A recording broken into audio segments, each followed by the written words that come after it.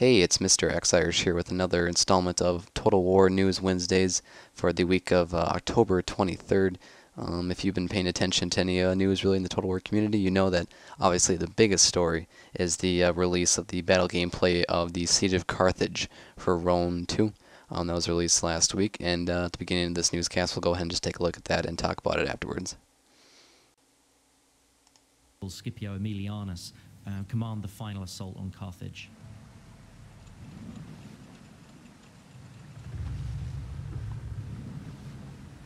Consul, the fleet is ready. Burn the city, Tiberius. No prisoners, no mercy. Kill them all! Yes, Consul. Forward! You know, we've got Scipio here commanding the Roman fleet approaching the beach. So you can see there the huge scale of the fleet, and the fact that we've got multiple ships per unit, which really adds to the sense of scale. And here's the Roman fleet approaching the beach. So this really showcases a new battle type, which is a combined battle.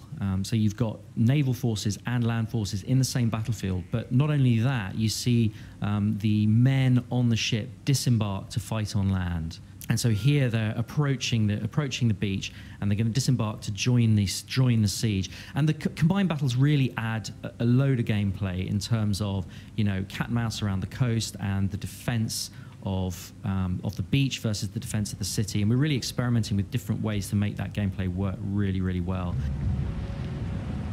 So here you see the guys disembarking onto the beach. This is, you know, what we're trying to achieve here is get a real sense of almost the Saving Private Ryan of the ancient world. So we really want to get the camera down and get that sense of that darker vision of war, where you really make this human scale of battle come alive, and it's part of that darker vision of war, a more gritty, realistic feel to the way the battles work.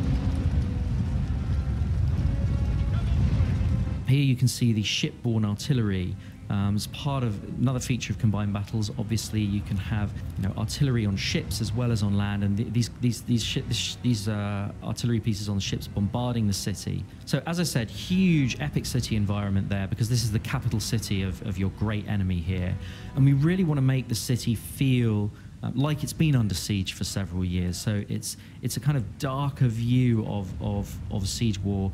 It's not, you know, a kind of fresh city that we've had before. It's damaged, it's worn, it's dark, it's smoking.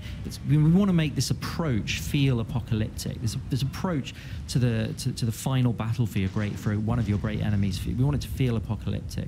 So, you know, we've got these siege towers here. They're in place because, as I said, the siege had been underway for several years. But this is the final assault from a navy. So we're really breaking down the barriers between armies and navies, and that's obviously got a huge impact on the campaign map as well, because it means that navies here can attack cities.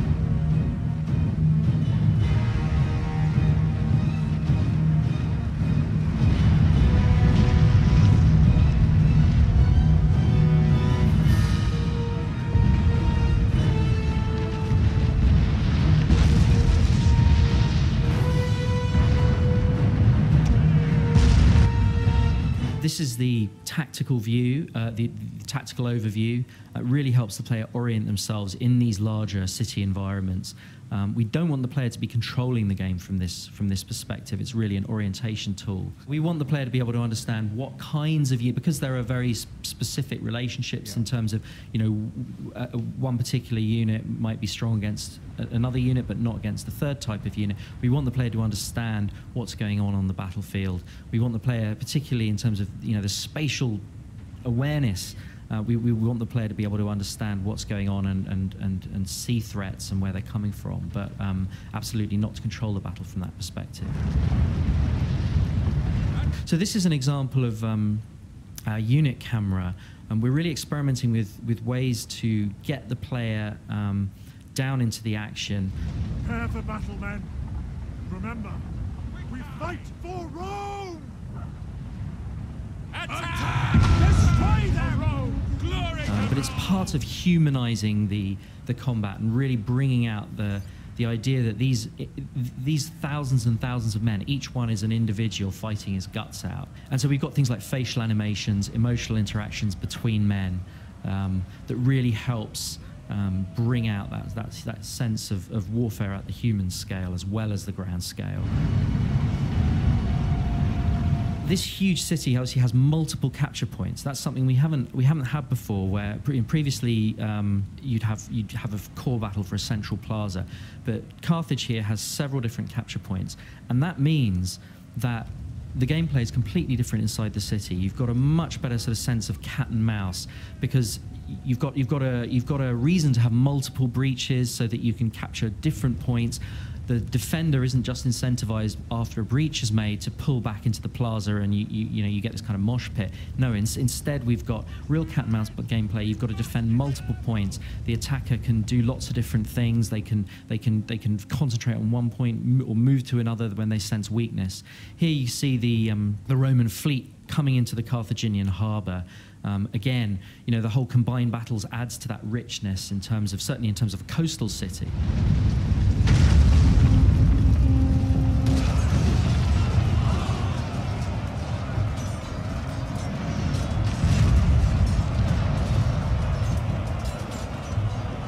In Shogun, you've got individual samurais seeking out other samurais, and they have this sort of elegant swordplay. But in the Roman era, we really want to get a sense of that kind of brutal, mechanistic group combat. Particularly for the Roman legions, that kind of meat grinder style, that mechanized style. We really want to get a greater sense of sort of visceral impact. So I think, it's part of making the game feel more visceral and have a slightly darker, grittier feel, certainly in terms of the battlefield.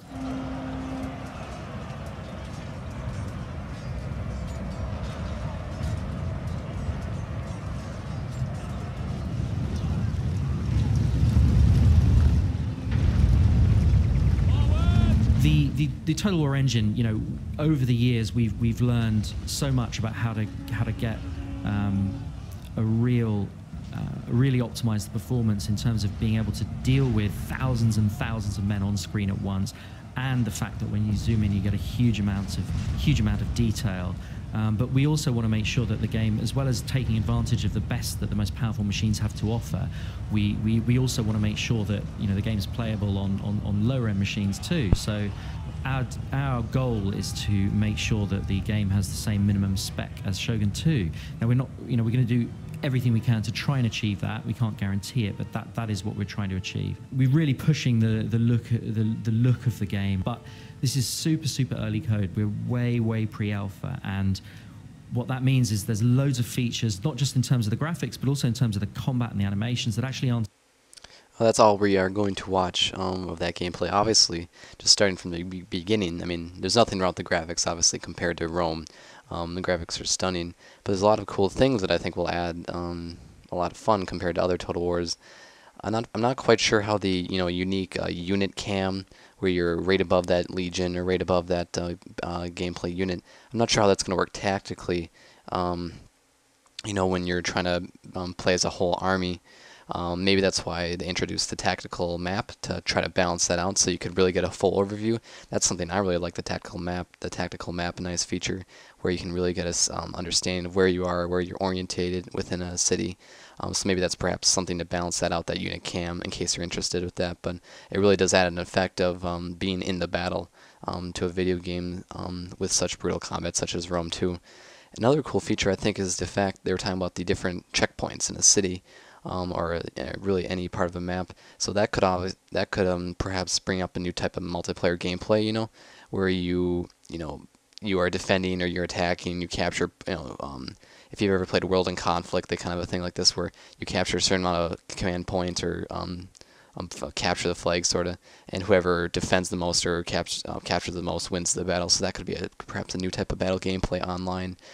So that's a nice little new feature, but obviously a really cool gameplay. This is way pre-alpha, as James Russell said, for the Total War corporation making this game on the Rome 2. But yeah, way pre-alpha. But just for pre-alpha, this looked really nice, and I think this is a really great gameplay. I'll put a link in below, but a really great gameplay to look over just to see what Rome 2 is bringing to the table. Next order of business, I guess, is our mod of the week, and this week is a mod I've never actually tried. It's a really new one for Napoleon Total War. It's based off the blue and gray one for Empire Total War, but it's North and South. It's a beta multiplayer mod for the American Civil War. It was made by Hinkle from Total War Center forums. Obviously, if you can imagine it, portrays the American Civil War between the North and the South. To protect the Union, or you can also play as the Confederate States to try to gain independence for a new nation. But it's a rather new one. But obviously, if you've played Empire Total War and you were familiar with Blue and Gray, I believe it was what it was called. Yep, Blue and Gray. This is just kind of the version for Napoleon Total War to get that Napoleon Total War aspect, or those new features in Napoleon Total War for North and South. So I'll leave a link below. I've never actually played this game, used this mod, but if you had, don't hesitate to leave comments below to say how you liked it, or how you enjoyed it. And so yeah, I'll put a link in below. Some known bugs are the Battle of Antietam, Manassas. Let's see, I'm looking for any. But obviously, the introduction of historical figures such as Stonewall Jackson and James Longstreet and other Union and Confederate generals. So it's a nice little mod to try out in case you've been really bored with Napoleon and you want to try out the American Civil War. Kind of a question today from the Reddit forums. Remember to check out Total War Reddit or Reddit. Register. You don't even have to put your email in. It's free. It's a really cool place to get a community. We've gotten a lot of people in the last couple of weeks, over like 300 people. So make sure to check that out. But the question is, all right, guys, what's your favorite or best general ever in what game and why? So we got some responses here, like William Wallace for Scotland. Some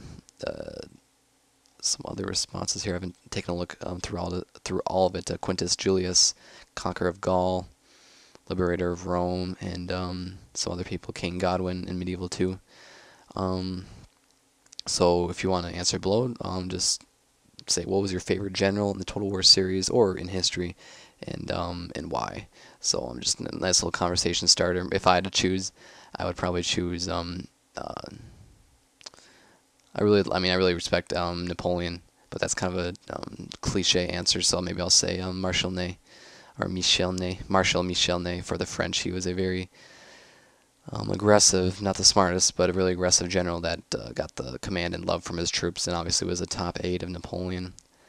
And I believe that is it for the this newscast for Total War. Obviously, that major part, that battle gameplay for Rome 2, really got an introduction into what the troops look like, the new aspect of naval and land battles, where you can approach with naval, have troops depart, and keep using those naval units while keep using land units, and really just be interesting how they're going to use this, get into the individual basis of a unit or a soldier, but still maintain tactical ability to win a battle without just being distracted by being in a cool view inside a unit.